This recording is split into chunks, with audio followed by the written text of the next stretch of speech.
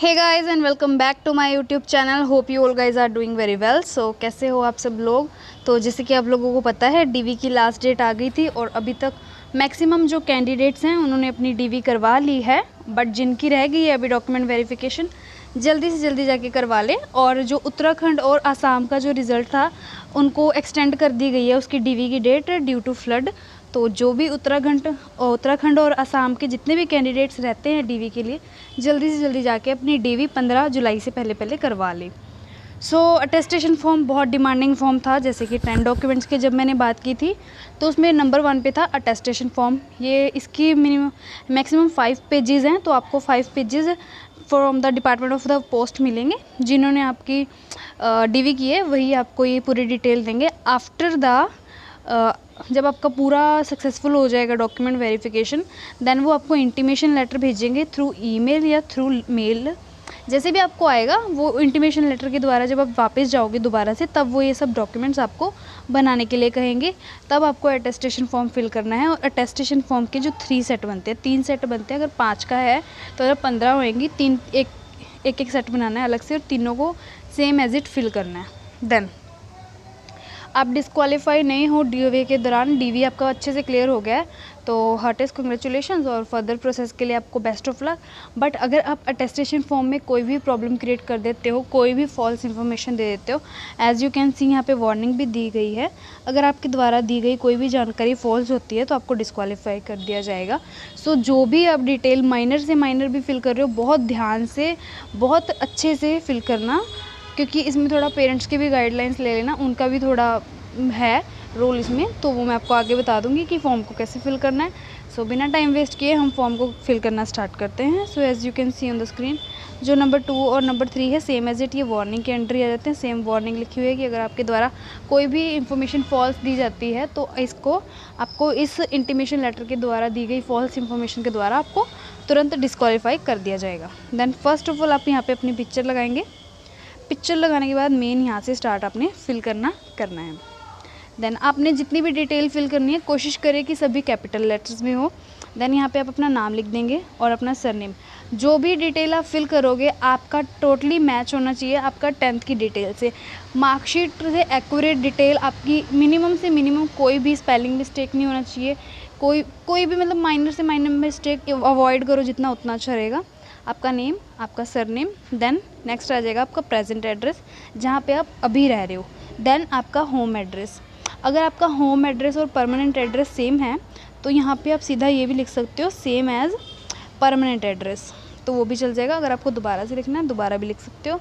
Then अगर आप कभी भी रहे हो रेजिडेंस ऑफ पाकिस्तान और बांग्लादेश, इसको आप स्किप कर दें, इसको नील कर दें या क्रॉस कर दें, बिकॉज आई डोंट थिंक यहाँ पे कोई भी पाकिस्तान और बांग्लादेश से आया है। देन नीचे जो फिल करने हैं उसमें रेजिडेंस लिखना है अपना। अगर आपका रेजिडेंस फ़ॉरेन का रहा है फ़ॉरेन की डिटेल्स लिखनी है। अगर आपकी इंडिया की रही है इंडिया का लिखना है और इंक्लूडेड पाकिस्तान और अब्रॉड जो भी आप जहाँ पे भी रहे हो। एज़ यू कैन सी यहाँ पे अपनी डिटेल करनी है कब से कब तक आप रहे हो। तो ये पार्ट आपको मे बी क्लियर हो गया होगा। ये आपकी पर्सनल डिटेल्स है जितनी भी। देन ये भी आपकी पर्सनल डिटेल है। यहाँ पर आपने लिखना है फ्रॉम। अगर आप बाय बर्थ रह रहे हो तो यहाँ पे आप फ्रॉम लिख देंगे कब से। अगर आप अब्रॉड का भी रहे हो तो अब्रॉड की डिटेल्स फिल करनी है। अगर आप इंडिया से ही हो तो बाय बर्थ लिख देंगे टू टिल डेथ या फिर टिल नाउ, दोनों में से कुछ भी लिखोगे, दोनों हैं कंफर्टेबल। रेजिडेंस एड्रेस में जहाँ पे आप अभी रह रहे हो। Then name of the district, आपके डिस्ट्रिक्ट का जो भी नेम है वो फिल कर देंगे। देन जब से आप रह रहे हो और जब तक, टिल नाउ लिख सकते हो, टिल डेथ लिख सकते हो। रेजिडेंस प्रॉपर एड्रेस आपका, then name of the district, ये डिटेल फिल कर देनी है। देन आपकी कुछ बर्थ डिटेल्स है, वो थी आपकी प्रेजेंट डिटेल्स कि आप अभी कहाँ पे रह रहे हो, कैसे रह रहे हो। देन उसके बाद आपकी कुछ पर्सनल डिटेल्स इसमें आ जाएंगी। आपका फर्स्ट ऑफ ऑल आपका नेम, आपका कंप्लीट नेम, जो भी आपका नाम आपने फर्स्ट कॉलम में फिल किया था सेम एज इट यहाँ पे लिख देंगे। देन नेशनलिटी बाय बर्थ, अगर आपका जन्म इंडिया से है तो इंडिया की नेशनलिटी लिखेंगे कि इंडिया। अगर आपकी नेशनलिटी कहीं बाहर की है, आपका फॉरेन का या अब्रॉड का बर्थ है तो आप उस स्टेट का या उस कंट्री का नाम लिखेंगे। देन प्लेस ऑफ बर्थ, अगर आपका इंडिया का जन्म है, इंडिया में किस स्टेट का आपका बर्थ है उस स्टेट का नाम लिख देंगे। देन ऑक्यूपेशन, अगर आप कोई भी काम कर रहे हो, वैसे तो नहीं कर रहे हो, अगर काम कर रहा है आपने कभी भी किस पोस्ट पे किया है, किस ऑफिस में किया है, उसका प्रॉपर एड्रेस आपको यहाँ पे फिल करना है। देन यहाँ पे आ जाएगा, अगर आपके घर के आसपास जो भी नियर बाय पोस्ट ऑफिस है उसका पोस्टल एड्रेस आपने पूरा यहाँ पे फिल करना है। देन सेम एज इट आपका परमानेंट एड्रेस। देखो प्रेजेंट एड्रेस और परमानेंट एड्रेस में बहुत फ़र्क होता है। परमानेंट एड्रेस रहता है जो कि आपका होम होता है, जहाँ पे आपके पेरेंट्स रहते हैं, जो आप कभी भी चेंज नहीं करते हो, वो सेम एज इट रहता है। और प्रेजेंट एड्रेस अगर आपको फॉर स्टडी, फॉर या फिर जॉब के लिए आपको इधर उधर रेंट पे रहना पड़ रहा है, वो आपका प्रेजेंट एड्रेस रहता है, या फिर आपके 2 घर है। और परमानेंट एड्रेस, अगर आपका प्रेजेंट एड्रेस और परमानेंट एड्रेस सेम है तो भी कोई दिक्कत नहीं है। देन इसके बाद आपको फिल करनी है कुछ डिटेल्स अपनी फैमिली की।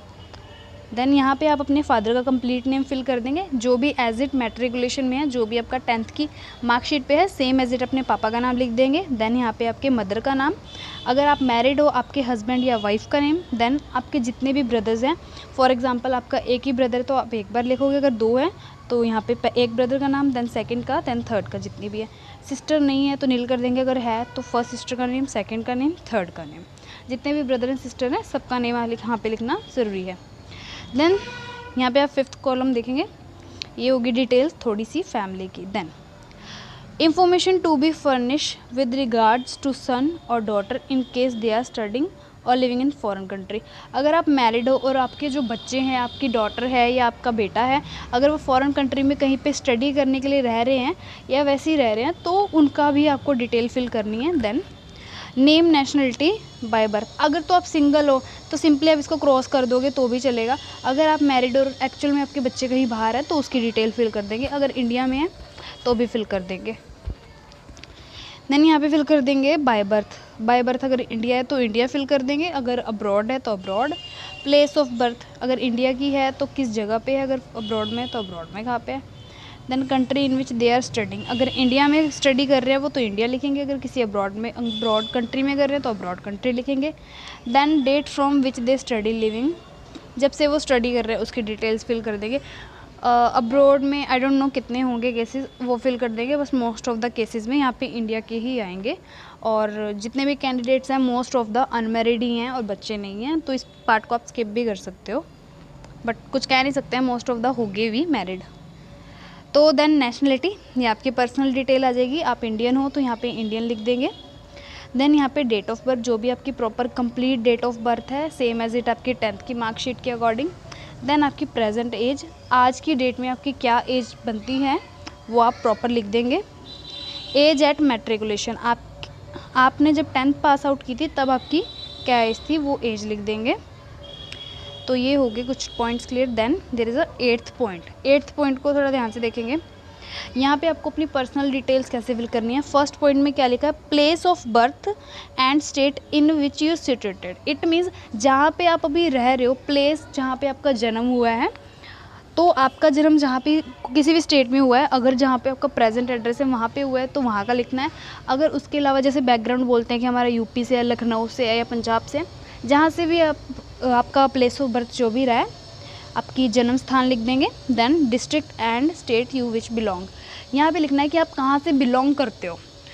For example I am belong to the Uttarakhand, कोई बिहार से बिलोंग करता है, कोई कलकत्ता से बिलोंग करते हैं, कोई पंजाब से। तो जहाँ से भी आप बिलोंग करते हो, आपका पिछोकड़ होता है, वो यहाँ पे आप लिख देंगे आप कहाँ से बिलोंग करते हो। Then district and state to which your father origin belong. तो अब यहाँ पे आपको अपने फादर की डिटेल लिखनी है और अपने फादर से एक बार कंफर्म करके ही ये चीज़ लिखना कि वो कहाँ से बिलोंग करते हैं। जहाँ से आप बिलोंग करते हो, अगर आपके फादर भी वहीं से बिलोंग करते हैं, देखो आप वहाँ से बिलोंग करते हो जहाँ पे आपका बर्थ होता है, और आपके फादर वहाँ से बिलोंग करते हैं जहाँ उनका बर्थ होता है। तो उनसे ये चीज़ पूछ लेना कि उनका जो पिछोकड़ है वो कहाँ से है, जो भी उनका बैकग्राउंड है, जहाँ का भी उनका बैकग्राउंड है वो यहाँ पे फिल कर देंगे कि वो कहाँ से बिलोंग करते हैं। देन 9th पॉइंट में आपको रिलीजन्स लिखना है। अगर आप हिंदू हो हिंदू लिखोगे, अगर आप मुस्लिम हो मुस्लिम लिखोगे, अगर आप सिख हो तो सिख लिखोगे, अगर आप क्रिश्चियन हो देन क्रिश्चियन लिखोगे, जो भी आपका रिलीजन है। देन अगर आप SC ST के अंदर आते हो तो यस करोगे, अगर नहीं आते हो तो नो करोगे। देन उसके बाद आती है एजुकेशनल क्वालिफ़िकेशन। यहाँ तक आपकी पर्सनल डिटेल्स थी। देन आपकी एजुकेशन की बात हो रही है। एजुकेशन में आप पढ़ लेंगे यहाँ पे point, education qualification show place of education with the year in school and the college since 15 year of age. 15th year मतलब आप 15 साल, आपकी जो 10th की क्वालिफ़िकेशन है उसके बाद से 15 साल के बाद आपने जितनी भी क्वालिफ़िकेशन की है वो सब लिख देंगे। देन फर्स्ट ऑफ ऑल आप यहाँ पे लिखेंगे अपने स्कूल का नाम, जो भी उसका नाम था और उसका एड्रेस, अपने स्कूल का नाम लिख देंगे। कब आपने स्कूल एंटर करा, अगर आपने नर्सरी से प्लेवे से अपने स्कूल में है या आपने चेंज किया है, जो भी है उस स्कूल की डिटेल लिख देंगे। याद रखिए 15 साल की एज से पहले अगर आपने कोई स्टडी की है तो वो नहीं लिखेंगे, मतलब 10th से ही लिखेंगे। 10th जो जिस स्कूल में आपने की है वो स्कूल आपने कौन सी क्लास से स्टार्ट किया था तो उसका साल देख के वो यहाँ पे लिख देंगे। देन वो आपने कब छोड़ा, इट मीन्स जब आपकी 10th हुई है तभी छोड़ा है तो उस साल का आप लिख देंगे date of living. Then examination passed कौन सी है यहाँ पे, 10th। एग्जामिनेशन पास्ट में कंफ्यूज नहीं होना है, यहाँ पे कोई बोर्ड वगैरह नहीं लिखना है। देन अगर आपने +2 सेम स्कूल से की है तो स्कूल का नेम और एड्रेस, अगर अलग स्कूल से की है तो अलग स्कूल का नेम और उसका एड्रेस। देन आपने स्कूल कब ज्वाइन किया, आपने स्कूल कब छोड़ा, यहाँ पे 12th की डिटेल, यहाँ पे 12th है। उसके बाद आपने जो भी स्टडी किया है, ग्रेजुएशन किया है, पोस्ट ग्रेजुएशन किया है, डिप्लोमा किया है, उसकी डिटेल यहाँ पे फिल कर देंगे। इंस्टीट्यूट का नेम या कॉलेज का नेम और उनका कंप्लीट एड्रेस। देन यहाँ पे आपने कब एंटर किए कॉलेज में और आपने कब छोड़ा है। अगर आप अभी परसुइंग कर रहे हो, अभी तक आपने कॉलेज नहीं छोड़ा है, आपकी स्टडी चल रही है, तो ये भी लिख सकते हो इन बिटवीन या परसुइंग, कुछ भी लिख सकते हो। इन बिटवीन या परसुइंग लिखोगे डेट ऑफ लिविंग में वो भी चलेगा। देन एग्जामिनेशन पास्ट कौन सी है, फॉर एग्जांपल मेरी तो बीकॉम थी, जो भी आपकी स्टडी है, ग्रेजुएशन है, डिप्लोमा है, उसकी डिटेल फिल कर देंगे। उसके बाद भी अगर आपने कोई भी कोर्स वगैरह किया है तो वो भी यहाँ पे डिटेल प्रॉपर आप फिल कर देंगे इस फॉर्मेट में। आई होप ये वाला कॉलम भी आपको क्लियर हो गया होगा। देन हम मूव करते हैं नेक्स्ट कॉलम की तरफ।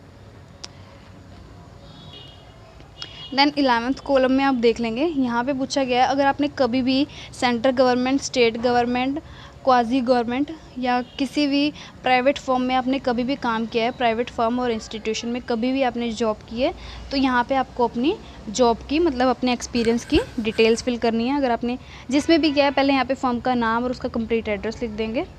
देन इसके बाद यहाँ पे डिटेल फिल कर देंगे आपने कब वो फर्म या कब वो जॉब आपने ज्वाइन की थी और कब आपने छोड़ी है। डेजिग्नेशन का मतलब होता है किस पोस्ट पे थे आपने, नेचर ऑफ द एम्प्लॉय, क्या काम था आपका। देन आप नेम और फुल एड्रेस, आपकी जो जॉब थी उसका कंप्लीट नेम और उसका एड्रेस, जो भी कंपनी थी, जो भी फर्म थी। रीज़न फॉर द लिविंग, आपने किस वजह से छोड़ा है, अगर आपने रिज़ाइन दिया है तो रिज़ाइन आएगा, अगर कोई पर्सनल रीज़न था पर्सनल, अगर आपका कोई डिस्प्यूट या पहले लड़ाई झगड़े की वजह से आपको निकाला गया, जो भी वैलिड रीज़न था उस वैलिड रीज़न को यहाँ पे आप लिख देंगे। जिन्होंने कभी भी पहले काम किया है या गवर्नमेंट या सेंट्रल गवर्नमेंट, जिस भी स्टेट गवर्नमेंट के साथ या प्राइवेट फर्म के साथ, उनके लिए ये कॉलम था। अगर आपने नहीं किया है, फ्रेशर हो तो स्किप कर देना, और अगर किसी ने भी किया है तो वो ये वाला पार्ट भी एक बार रीड कर लेना अच्छे से। तो मैक्सिमम कैंडिडेट्स ने नहीं किया है, सो मैं स्किप कर रही हूँ। तो यहाँ पे येस और नो में कुछ आपने जवाब देने हैं। ये 12th है, 12th नंबर पॉइंट है, इसको हम डिटेल में देखेंगे। इसको बहुत ध्यान से करना, फिर जिसका भी जो भी है वो फिल कर देना। Have you ever arrested, first point देखेंगे, क्या आप कभी भी अरेस्ट हुए हो, कभी भी आपको पुलिस पकड़ के लेके गई है। अगर लेके गई है तो हाँ, नहीं तो ना। Then no. Have you ever been prosecuted, तो अगर आप कभी भी प्रोसिक्यूटेड रहे हो तो यस, नहीं तो ना। Have you ever been prosecuted, अगर आपके ऊपर कभी भी कोई मुकदमा चला है, कभी भी कोई केस हुआ है, उसके बारे में लिखना है। अगर हुआ है तो हाँ, अगर नहीं हुआ है तो ना। Have you ever been kept under detention, अगर आप कभी भी डिटेंशन के अंदर रहे हो सो वहाँ पे आपने हाँ टिक करना है, अगर नहीं रहे हो तो ना टिक करना है। Then have you ever been bound down, अगर आपको कभी भी बाउंड डाउन किया गया है तो yes, otherwise no. Then have you ever been fined by court of law, अगर आप कभी भी सरकार के द्वारा ढूंढे गए कोर्ट ऑफ लॉ, मतलब कोई भी इलीगल आपने कभी काम किया है। ये टोटली जितने भी पॉइंट्स हैं ये सबको इलीगल को लेके हैं। अगर आपको पता है कि आपका जो कैरेक्टर है बिल्कुल क्लियर है in the eyes of law, तो आप सब पे नो नो टिक कर देंगे। Then no. Have you ever been convicted by a court of law for any offence, अगर आपको कोर्ट में घसीटा गया है, कोर्ट में कोई भी केस हुआ है आपके द्वारा आपको लेके, तो यस कर देंगे, नहीं तो no.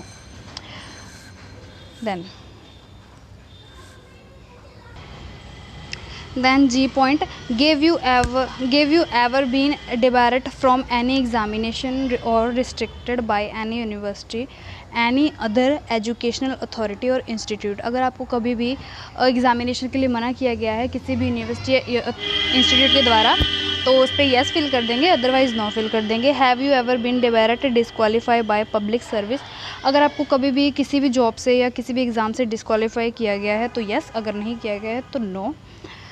Then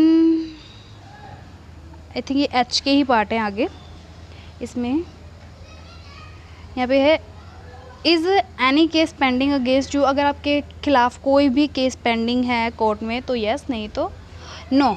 is there any case pending against you in the university, क्या किसी यूनिवर्सिटी ने आप पे कभी केस किया है और वो पेंडिंग है तो येस, नहीं तो नो। सो मैं आपको ये चीज़ क्लियर कर दूँ, ये जो पार्ट है ना ये आपका पूरा करेक्टर सर्टिफाई कर देगा 2 सेकंड में।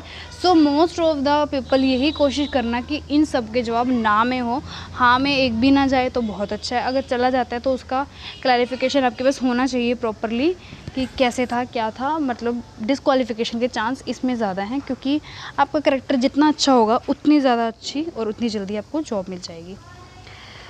Then time of filling up attestation, okay, यहाँ पे इसी की लाइन है कि आपके ख़िलाफ़ कोई भी केस तो नहीं चल रहा है थ्रू यूनिवर्सिटी और इंस्टीट्यूट जब आप ये अटेस्टेशन फॉर्म फिल कर रहे हो, देन नो।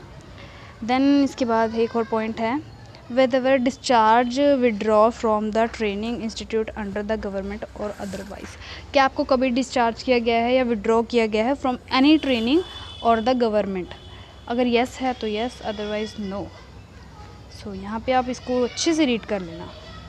सो जैसे कि मैंने आपको ये येस और नो का पार्ट फिल करने से पहले ही बता दिया था कि इफ़ देयर इज़ आंसर, अगर आपका किसी भी क्वेश्चन का आंसर येस है तो उसको आपका particular in the case of arrested जो भी है डिटेंशन या कन्विक्टेड पनिशमेंट, जिसकी किसी को भी लेकर आपका केस पेंडिंग है या कुछ भी है कोर्ट में यूनिवर्सिटी के द्वारा या किसी एजुकेशनल अथॉरिटी के द्वारा, अगर आपका आंसर येस में है तो उसको आपको पूरा एक्सप्लेनेशन देना पड़ेगा at the time of filling attestation form, अगर ऐसा कुछ भी होता है तो। Then note, please also see the warning, ये वार्निंग पहले ही पढ़ लेना, जैसे कि मैंने आपको पहले ही बताया था, एक भी फॉल्स इन्फॉर्मेशन सीधा डिस्क्वालीफाई आपको कर देगी। Specific answer yes to should be given the striking out yes और no as the case may be. तो ये जो भी क्वेश्चन ऐसे येस और के अंदर है उनको बहुत ध्यान से फिल करना, ये बार बार बोल रही हूँ, येस और नो वाले मैक्सिमम नो ही हो तो ज़्यादा बेटर है, मेरी तरफ से तो यही है कि सबका नो ही रहे, ज़्यादा अच्छा है। देन यहाँ पे आता है मोस्ट इम्पॉर्टेंट पार्ट, जहाँ पे आपको ज़रूरत पड़ती है कुछ नेबरहुड की या कुछ अच्छे लोगों की जिनके साथ आपकी बहुत बनती है, बट ये लोग वो हों जो आपके आस पड़ोस में रहते हैं, आपके घर के सामने या लेफ़्ट में या राइट में, तो ज़्यादा बेटर है। So as you can read, name of 2 responsible person of your locality और 2 references whom you are know, 2 ऐसे लोगों की गारंटी पढ़वानी है, मतलब गारंटी होती है, हाँ गारंटी पढ़वानी है जो आपको अच्छे से जानते हैं या जो आपकी गवाही डाल सके कि इनका करेक्टर बिल्कुल सही है। देन यहाँ पे आपको उनकी डिटेल्स फिल कर देनी है। यहाँ पे सिर्फ 1 और 2 ही लिखा है, हमने तो हमारे से तो आधार कार्ड भी मांगे थे, उनका नेम जो भी आपके गारंटी डाल रहे हैं, पहले उनका नेम, सन ऑफ जो भी है, उनका मोबाइल नंबर, उनका प्रॉपर एड्रेस, देन उनका आधार कार्ड पे उनके सिग्नेचर होने चाहिए, ये चीज़ वो बोलेंगे।